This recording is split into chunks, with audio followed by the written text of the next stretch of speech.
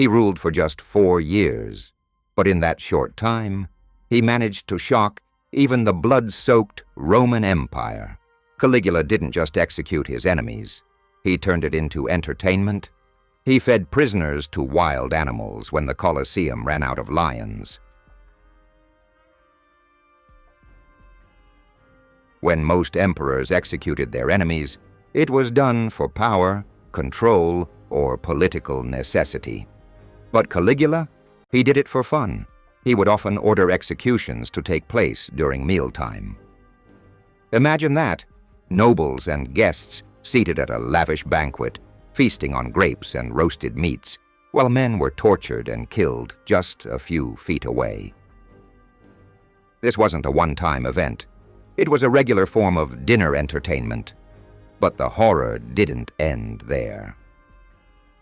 Caligula was known for inventing slow and humiliating ways to kill. One of his favorite methods? Having a prisoner sliced in half, from the groin upwards, so they would stay alive just long enough to feel every second of agony. According to ancient sources, he once said, "Let them feel they are dying." That wasn't a command. It was a personal philosophy. He took special pleasure in forcing family members to watch the executions of their loved ones. Parents were made to watch their children die. Wives were forced to witness the public humiliation and slow deaths of their husbands. Some were even made to cheer while it happened, or face the same fate. And he didn't always kill people for crimes. Sometimes the victim's only mistake was being boring. If a prisoner begged too much, pleaded too long, or even annoyed him slightly, Caligula would wave his hand and say, "Kill him. He's giving me a headache." He once told his guards, "I wish the Roman people had just one neck, so I could cut it in one blow." To Caligula, execution wasn't justice. It wasn't even punishment. It was power, twisted into a stage show of horror. And just when you think it couldn't get worse, he ran out of wild animals in the arena and decided to use people as substitutes. In ancient Rome, gladiator games and animal hunts were the ultimate form of public entertainment. But when Caligula took the throne, the line between spectacle and slaughter completely vanished. According to historical records, there came a time during one of the Roman games when the wild animals, lions, panthers, and bears, had all been used up. The crowd was restless, the emperor was bored, and so Caligula gave a chilling order: throw in the prisoners. Yes, prisoners, some of whom were guilty of nothing more than minor crimes, were suddenly led into the arena, unarmed and terrified, and released into the dirt to be mauled by starving animals in front of a cheering crowd. But for Caligula, this wasn't about punishment or justice. It was improvisation, theater, a way to keep the show going. And it didn't stop at wild animals. Caligula would sometimes pit untrained civilians or prisoners against professional gladiators, just to watch them get torn apart. It was the ultimate mismatch, and that was the point. He didn't want a fair fight. He wanted a massacre. Even worse, some of these performers didn't even know they were about to die. Caligula would sometimes announce mock pardons or call prisoners up, as if to spare them, only to send them directly into the arena gates. Their last moments were filled with confusion and horror, exactly what he wanted. There are even reports that when the games got repetitive, he ordered children of executed parents to be thrown into the arena too, just to satisfy his morbid curiosity about how young victims would scream. All of this was done not in secret, but in public, in front of thousands, and no one could stop it. Because speaking out against Caligula meant you'd be next in line, he had turned Rome's greatest arena into his personal torture chamber. A place where death wasn't just allowed, it was celebrated. And when that wasn't enough, he started inventing reasons to kill. With Caligula, death wasn't always the end goal. Sometimes it was just the opening act. The real show was in the suffering. He didn't just kill his enemies. He experimented on them. He turned torture into a twisted form of art, always looking for new ways to inflict maximum pain. To Caligula, creativity wasn't for poetry or sculpture. It was for agony. He would have prisoners burned alive slowly while mocking their screams. Sometimes he'd order their tongues cut out first, just to enjoy the sight of silent suffering.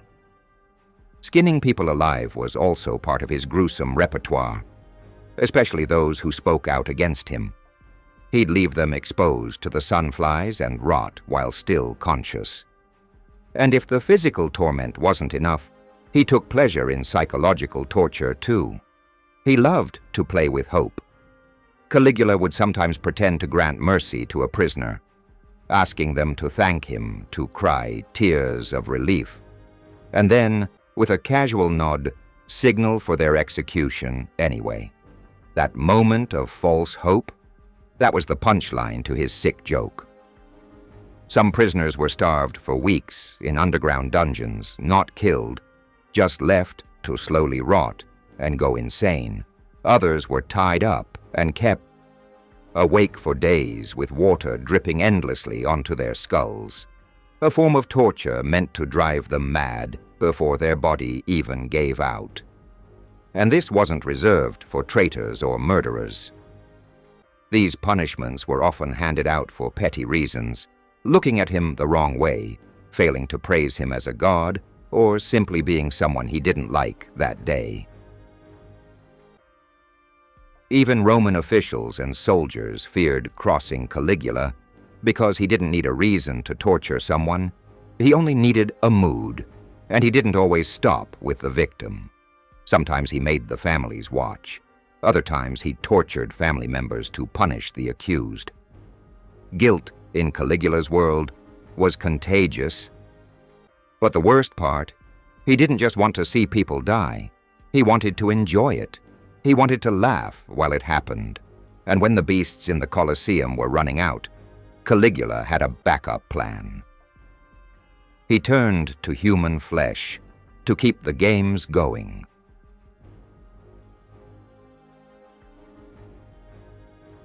By now, it's clear that Caligula didn't need much of a reason to kill. But what's even more disturbing is how absurdly petty some of those reasons were. He once had a nobleman executed simply because he was better looking than him. Another man was ordered to kill himself because he had better hair. Yes, in Caligula's Rome, beauty was dangerous, especially if you were a man. Caligula hated being overshadowed. If someone was praised too highly, laughed at the wrong time, or even wore clothes too similar to his own, they could find themselves on the chopping block. One soldier was put to death because he asked for a day off. Another man was executed for referencing a goat in a joke. Why? Because Caligula believed the joke was mocking his own hairy face. Even silence could be deadly. He had people killed for not reacting with enough enthusiasm during his speeches or games. If someone clapped too quietly, looked distracted, or simply failed to laugh at one of his cruel jokes, they could be tortured and killed on the spot. One of the most infamous stories comes from a Roman citizen who dreamed that Caligula had died. The man casually told a friend about it. The next day, Caligula found out and had the man tortured and executed for treason by dream. But Caligula didn't stop there. He began executing senators, nobles, and wealthy citizens just to seize their property. Their land, their homes, their treasures, all confiscated and added to the imperial coffers. The executions served two purposes: remove threats and make himself richer. The message was clear: no one was safe. You could be loyal, you could be innocent, you could be silent. But if Caligula woke up in a bad mood, or just wanted to hear someone scream that day, you were done. Even his own allies started living in constant fear. because the closer you were to him, the more dangerous your position became. And that brings us to the ultimate betrayal, how Caligula turned on his own family, friends, and even his lovers with the same cold cruelty he showed his enemies. If Caligula was a nightmare to his enemies, he was even worse to the people closest to him. Loyalty meant nothing. Blood ties meant even less. He didn't just destroy his enemies.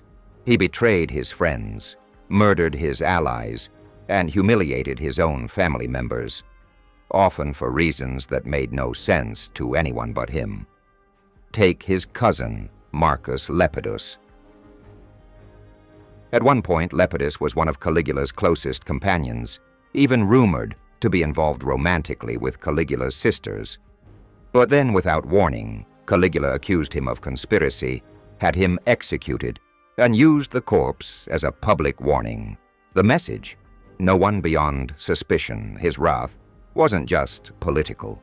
It was deeply personal. He exiled, tortured, or killed many of his own family members, including his sisters.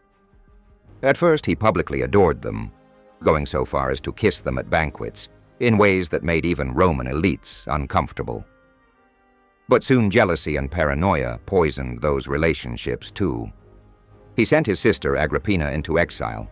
Another sister, Drusilla, who some sources suggest he had an unnatural obsession with, died under mysterious circumstances. After her death, Caligula made it illegal for anyone to laugh or bathe in public for weeks, declaring her a goddess and building temples in her honor. But his cruelty to family didn't stop with death. Caligula would humiliate his own wives and lovers by parading them naked in public, mocking them at banquets, and accusing them of betrayal in front of crowds. One wife, Caesonia, was shown off to guests while pregnant, then reportedly murdered along with their infant daughter after Caligula's own assassination, as Rome tried to erase the bloodline of a madman.